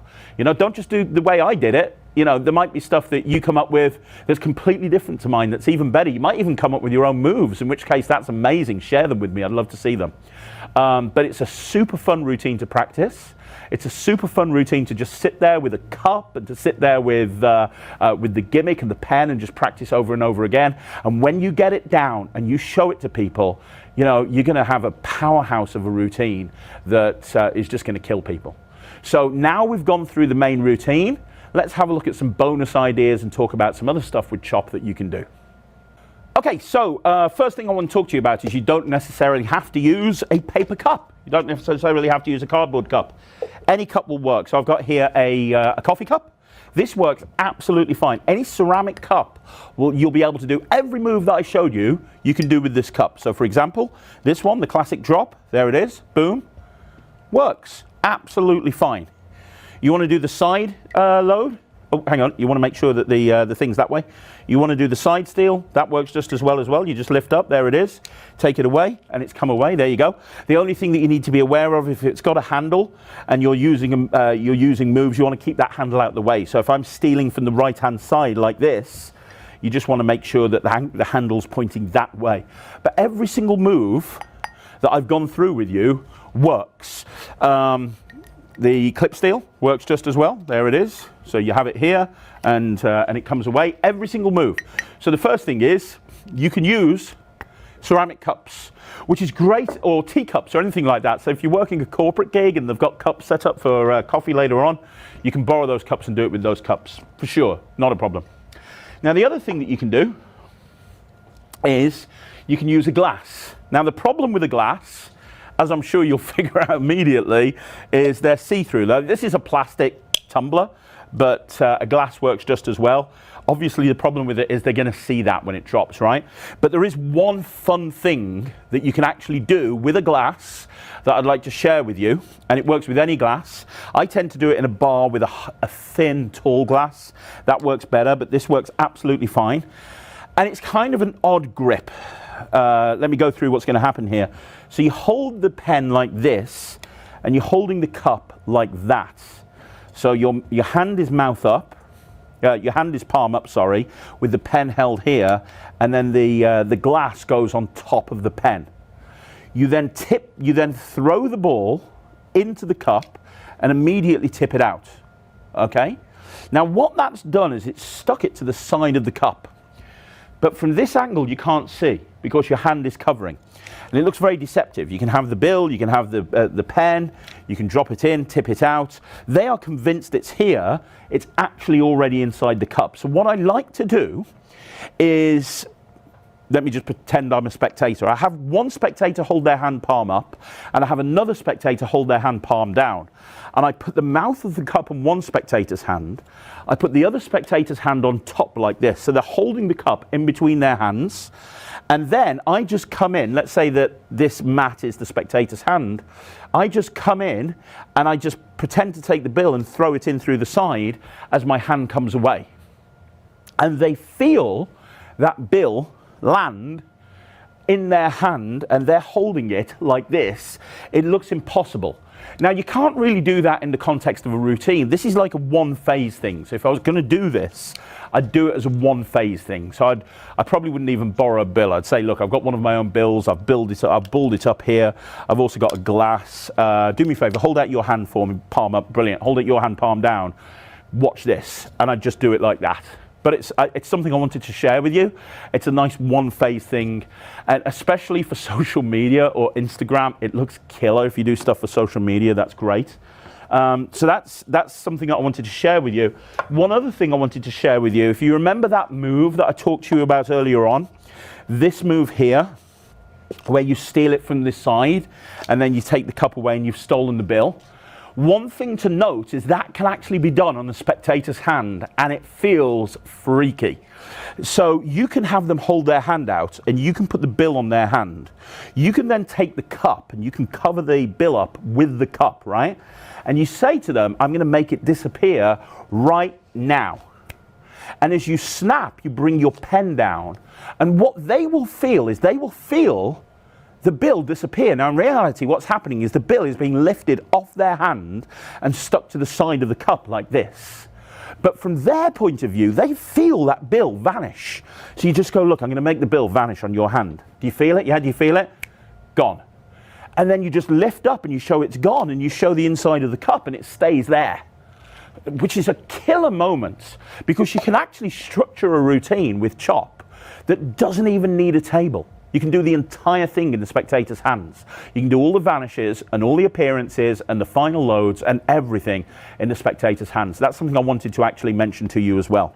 Now, the other thing is, you don't actually need to use a bill in lemon finale. If you're in a situation where you haven't got time to reset or you don't want to prep a whole bunch of lemons, then there's lots of different options. So one option, for example, is you could do the whole routine that I just showed you, like the whole routine, right? And just do everything and finish off with the lemon going underneath the bill. So you finish. So you finish with. So this is in your back pocket. You finish here, and you have the lemon up here, and you can just finish like that. And you can say, well, look, I'm really sorry, your bill's gone. I'll give you another one. Or some people would give it me as a tip, you know, and you can just act like the bill has disappeared and all you've got is the lemon. Or you can reach into your pocket and just take the bill back. And you say, well, if the lemon's there, the question you've got to ask yourself is, how did the bill get back in the pocket? And you can just show the bills in the pocket. Now, what I like to do, if I'm not going to use the bill in lemon finale, what I like to do is get myself a card to wallet. And I like to use a card to envelope to wallet. One of those wallets that you can load a card into that instantly goes into a envelope. And I write on the front of the envelope, guarantee. And I just put that into my pocket. And what I do is I do the whole thing. And if you remember at the beginning of the routine, we loaded a lemon, right? Well, with this, we don't load the lemon. So when we're in this situation and I've rung the gimmick in, right? Instead of loading into a lemon, I just reach into my pocket and I take out my card to wallet and I load the crumpled up bill into the card to wallet, which goes into the lemon, right? Sorry, goes into the envelope. And I give them the wallet and I say, look, I'm using your money right now. I don't want you to think I'm going to cheat. So I tell you what, if anything goes wrong, this is my wallet. I guarantee you I'll cover it for you if we lose your money. So then I do the whole routine. And the lemon appears at the end, and I go, well, you know, I'm really sorry. I tried to get your money back, but I can't. But I did have a guarantee, if you remember. You then take the wallet back, and you say, you've been holding onto this wallet from the very beginning. You open up the wallet, and inside the wallet there's an envelope, and the wallet says guarantee. You then get them to rip open the guarantee envelope, and when you do, inside the guarantee envelope is their build-up note, their build-up bill that they've been holding on to from the very beginning of the routine. Because the nice thing about Chop is through the whole of the routine, even though they think that you're using their bill, you're not using their bill. You're using a gimmick that looks like their bill. So because of that, you can load it anywhere you want to. So you can load it into an envelope in a wallet and give it to somebody. If you haven't got an envelope in wallet and you've just got a normal card to wallet, just load it into a card to wallet and give them the card to wallet. That's absolutely fine. You can load it any way you want to ahead of time. One thing I've done in the past is I've had in my pocket a coin purse. And I've loaded it into a coin purse. And I've just done the whole thing. And I've produced the lemon. And in the action of producing the lemon, I've stolen a coin purse. And I've loaded the coin purse underneath the cup. And I say, because the thing I understand where the lemon comes from. I don't understand where this little purse comes from. And actually, I really don't understand how your bill is inside this little purse. Take it, unfold it. Is that your bill? Yes, it is. Amazing. Now in America, this isn't the same in a lot of countries, but in the States, the beautiful thing about your bills is they look the same, whether it's a $1, a $5, a $10, a $20, or a $50, or a $100. So you can actually borrow any denomination and it will work. Because the bills look very, very similar, right? As long as you scrunch them up the right way, they look very similar. And the reason I'm telling you that is if you're going to have it go into an envelope, for example, what I would do is I'd go for a really high denomination. I'd go for like 100. Can I borrow $100? I promise you. Now they're invested in the trick. And when you give them the wallet to hold on to and you say that's a guarantee, they're going to be invested in what you're doing. And then when the bill disappears, it's a very funny moment. And it becomes even more impressive when you open up the envelope in the wallet and inside is the bill and they've been holding that from the very beginning of the routine. It's impossible when you think of it. But think about any object to impossible location. Think about any object that you can get from Penguin Magic that allows you to load an object in ahead of time. Because with Chop, what you're going to be able to do is load their bill into that object right at the beginning of the routine, before the routines even began, but they're going to be convinced all the way through the routine that their bill is still there. So it makes the finale even more magical. So you don't have to use a bill in lemon. Having said that, the bill in lemon is the one that I tend to use the most because it's my favorite way of doing it. But you don't have to. You know, I went through a period of time when I was working a pool hall, and I used to load an 8-ball into it. And I used to load an 8-ball, and then the bill would be in the wallet. So there's lots of different ways of doing it. The most important thing is to play around with it and trying to come up with a way that's unique for you. Now, that's everything that I can tell you about chop, as in the chop cup routine. However, I do have a few bonus ideas that you can use alongside this gimmicked pen that is a really fun way of using it, because I want you to understand that this pen isn't just a pen that you can use to do a really killer chop cup routine. This is a pen that you can use to do lots of other types of routines if you actually think about it. And since chop first came out 15 years ago, I've been using it in a whole bunch of different ways. So I'm just going to go through a couple of other things that you can do with this pen that you can actually do straight away to incorporate into your magic. So let's have a look at that right now. So let me talk through one idea that you can actually use your pen with, and that's to do a really cool version of mystery card, or you know, if you guys do any mystery box style routine where a folded up card appears somewhere else that's been in full view the whole time, well, you can actually do that with chop, and I'll show you how. So what you're going to do is take a deck of cards, take any card that you want to, and you're going to take a piece of shim. Okay, so any piece of shim is fine. You can get that from Penguin Magic. Get yourself a piece of shim, and then what you're going to do is you're going to fold a card into quarters, as if you were doing a Mercury card fold. And then what you're going to do is you're going to take your shim. That's perfect. And you're just going to sellotape it to the card. Okay, so we're just gonna, there we go, make sure it's in there. Nice and solid. Perfect, one more piece, and we are good. So what we've made ourselves here is basically a very rudimentary shimmed card. Okay, like this. And you wanna know which side the shim is on. So you might wanna just bend that corner up a little bit or something, or just mark it somehow so that you know. That is basically it. Now that will stick to the pen. Now one thing that you might want to do, and I haven't got any right now, but you don't want this to open up. So I would get some double-sided tape and I would stick the two sides together. What I'll try and do is create a little magic loop here. Just loop over this and put that there, and that might achieve the same thing. There you go. Like I said, worst gimmick maker in the world, but that'll work. So what we have here is we have a folded up shimmed card. But that allows us to do a really cool version of mystery card. So what you're going to do, once you've got your card set up as a little magnetic card, this is going to be your mystery card. Okay? So what you're going to do is you're going to show the cup, hand somebody the deck of cards to be shuffled. You're gonna, you could use the clip steel, or you could use the steel where you're holding the pen there. It really doesn't make any difference. But the point is, you're gonna say to them, look, I have a card here. It is a mystery card. It's a mystery card because it's a mystery as to what this card is. I'm gonna isolate this from the very beginning of the trick, and we're gonna get back to it later on. You show the cup, and you just drop that card into the cup. Now that is gonna stick to the side of the cup with the pen, and then you're just gonna take the pen out. And what I've done is I've taken that magnetic mystery card out with me.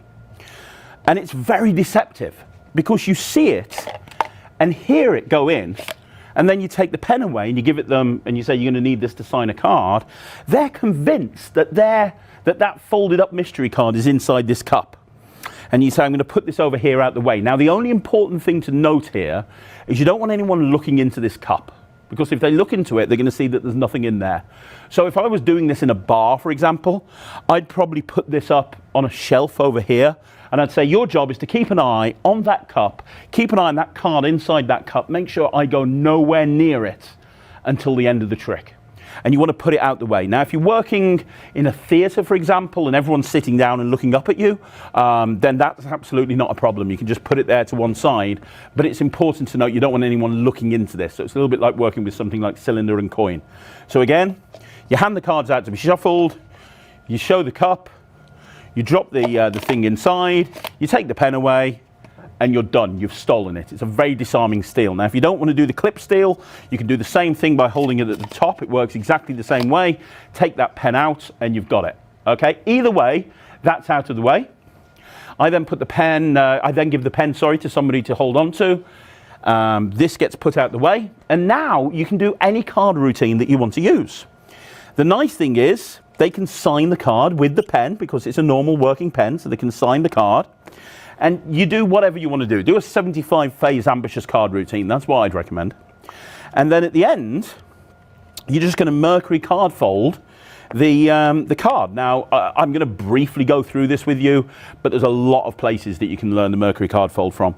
But in essence, what you're going to do is the card needs to be here on the top of the deck.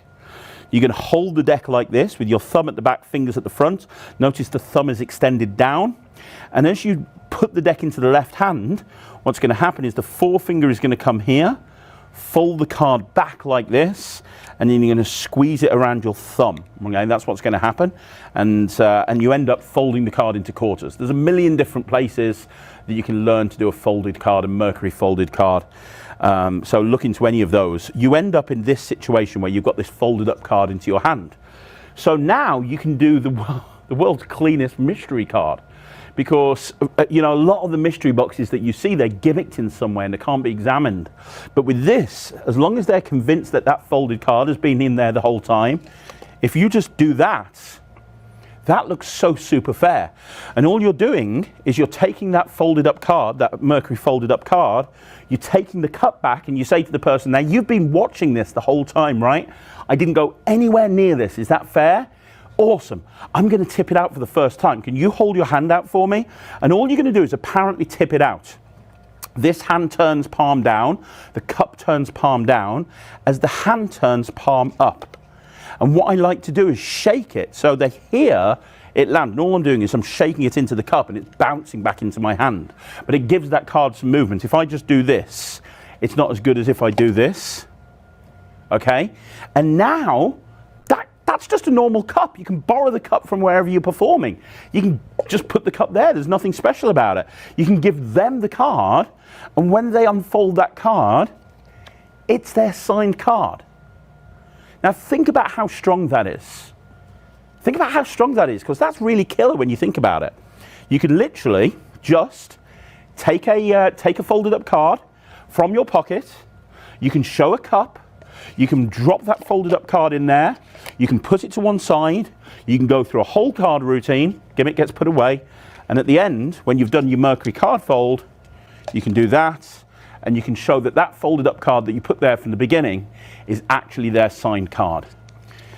Just that alone, in my opinion, like this has been the biggest secret when it came to Chop since its original. I came up with this idea about 5 years ago. And when I came up with it, I was so happy with the concept of having this basically allow you to do an impromptu mystery box anytime, anywhere.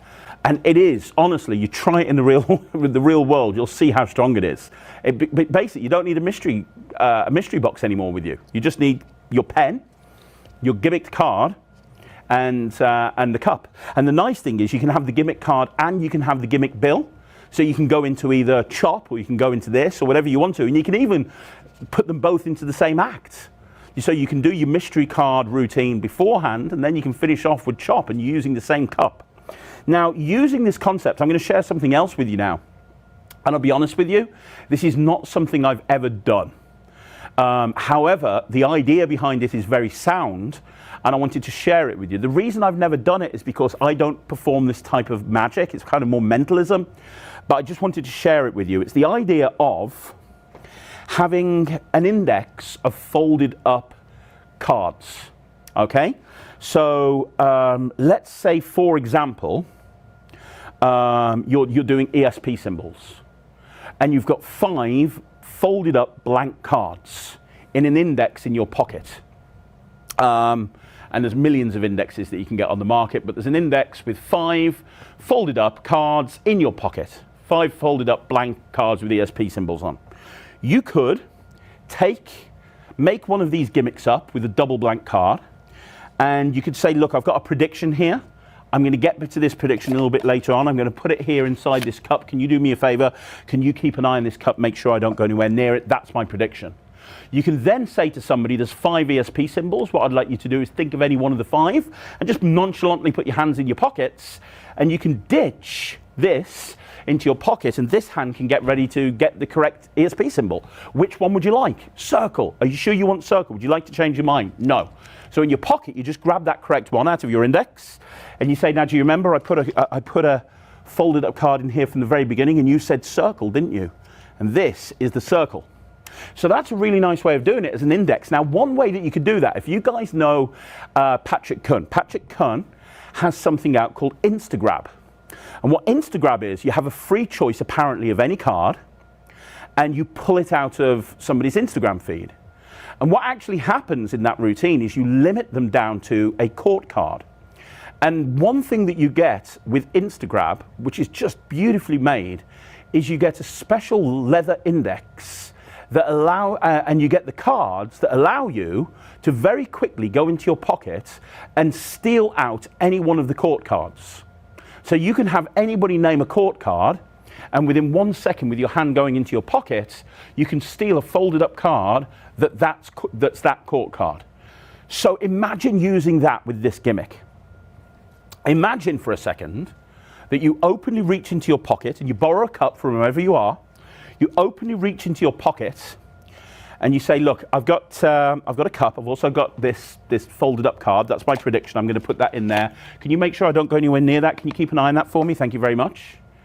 You say, I'm going to have you think of a card. You then go through the script that Patrick teaches you with Instagrab, where you talk about, would you like to remove the picture cards or the number cards? They feel like they've got a free choice of card.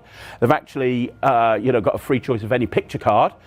As you're talking, you grab that correct one from the index that you get with Instagrab, and then you come over here and you say, now do you remember I put a card in here from the very beginning, and you had a free choice of any one of the 52 cards, and you said Jack of Diamonds, and I put this here from the very, very beginning, and this is the Jack of Diamonds. So the point is, you can actually use the chop pen with a cardboard cup to do a really killer mentalism style routine.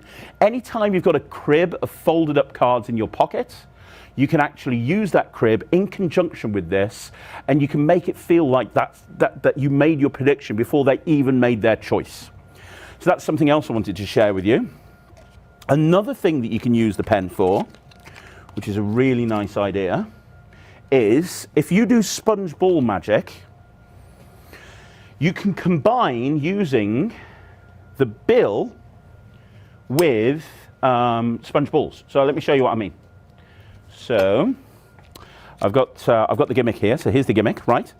So what you can do is, let's just say, for example, you want to do a routine before you go into your chop cup routine. Okay? Well, what you can do is you can have a sponge ball, and apparently your balled up bill, while in actual fact we all know that that's the gimmick, and you can have an extra sponge ball. Now, the reason I'm suggesting sponge balls is because sponge balls make no noise when you drop them into a cup. So what you can do is you can have the cup examined, and as you take the cup back, you can load the sponge ball into it, right? You can then take the pen and say, look, I'm going to put this bill into this cup, and I want you to watch the cup very carefully. The bill goes in the cup, the sponge ball goes here. If I just shake the sponge ball, it turns into the bill, and the sponge ball's over there. And you've done a transposition between a sponge ball and a bill. Now, what happens there is you've just got this extra sponge ball, so once you've had the cup examined, you take it into this hand and you load the sponge ball into it. You then say, the pen is going to be my magic wand. We'll put the bill into the cup, and you literally just throw the bill in there, but in reality it's stuck to the pen. So now I just come up like this and I've stolen the bill out. And I say, watch the bill, watch the note. Watch the ball.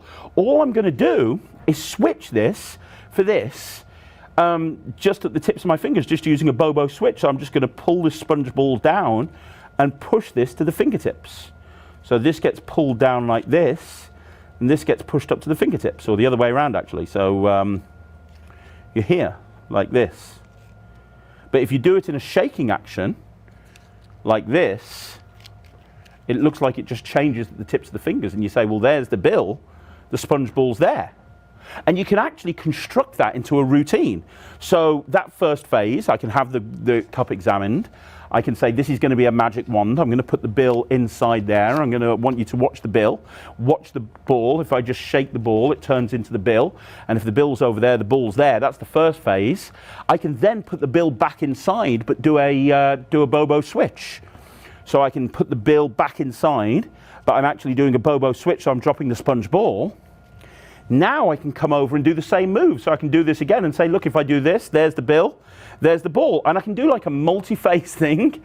I can do like as many phases as I want to. I can then take the cup back over here, load the ball back in, put the bill back inside, steal it out and say, look, I tell you what, I'll put the sponge ball in my pocket. Now, what's in my pocket? And they say the sponge ball. And you say, no, it's actually the bill. The sponge ball's over here. So you can get, the point is, you can use this pen in conjunction with a sponge ball and a bill, and you can do a really killer multi-phase transposition routine. And if you want to, you can have your prepared lemon in your pocket as well. So when you do that final phase where it goes into the pocket, you can have the lemon in your pocket, and you could load the lemon under. So at that point then, you could say, well, let me put the pen away, put it into the back pocket, and say, look, I'm going to go one step further. I'm going to take the bill and just do this. And when I do this, the bill disappears, and it goes underneath the cup. And now you show the lemon, and now you can do the bill and lemon finale. So now you can do the chop routine with the bill and lemon finale without even using the chop cup routine.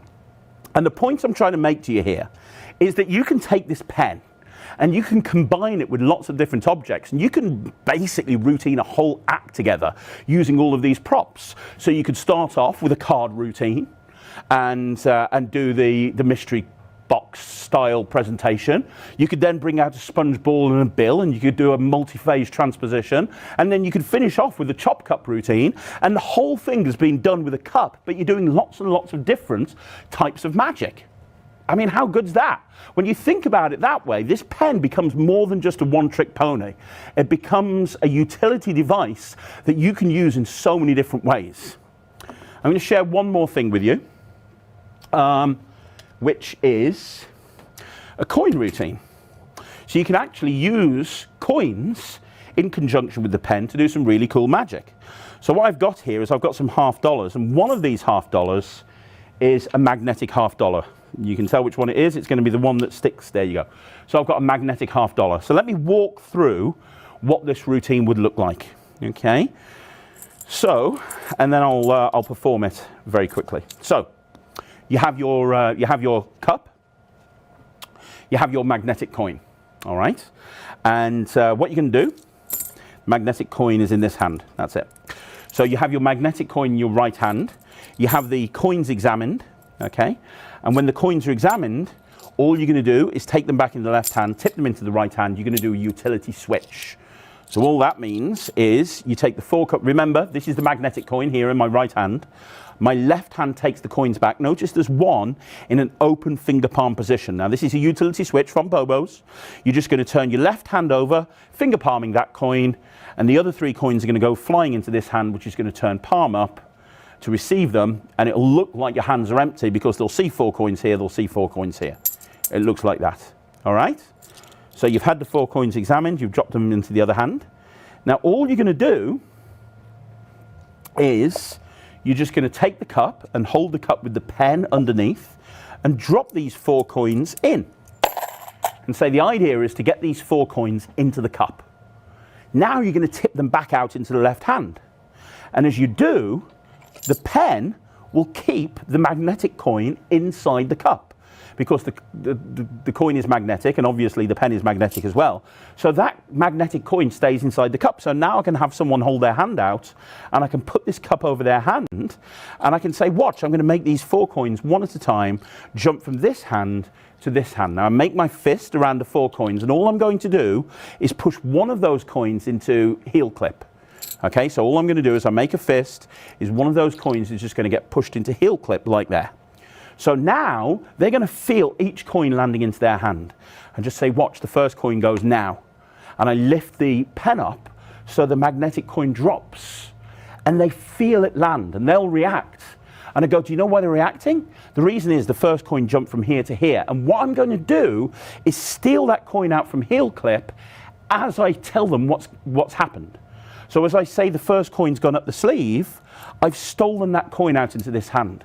Now all that's happening here is I'm holding the pen here, my right hand comes underneath and the middle finger and the ring finger grip the heel clip coin as I gesture up my sleeve and I say the first coin's gone up my sleeve.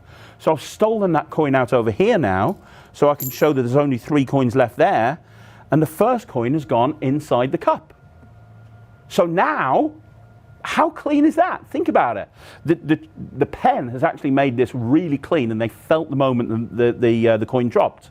So what you're going to do now with the second coin is you're basically going to do the same thing. So the only thing that you need to do here before this second coin is this coin here that's in finger palm, you need to transfer it into the left hand. And how I do that is I just do a very brief hand washing gesture. So all that happens is the coin's here and I bring my hands together and I say that's 1 coin gone, let me do it again, there's still 3 coins left. So now I've just moved that coin into this hand, I take the cup, I put it on top of the pen, I drop the magnetic coin in and I say, remember the first coin's already gone. And I just apparently tip it into this hand, but it stays there in the cup and I'm just showing the coin that was in finger palm. This gets put into the spectator's hand. I put the cup over the top. I take the 3 coins, show them, get the next one into heel clip, and I say, watch, it's going to go now.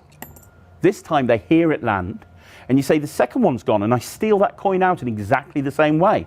I say, the second one's gone, that leaves us with 2, and over here, we've got 2 coins. So now with the third coin, remember I've got 1 here that I stole out. I'm just going to pick these 2 coins up, add this third one and drop everything into the cup. So I've dropped all 3 coins into the cup.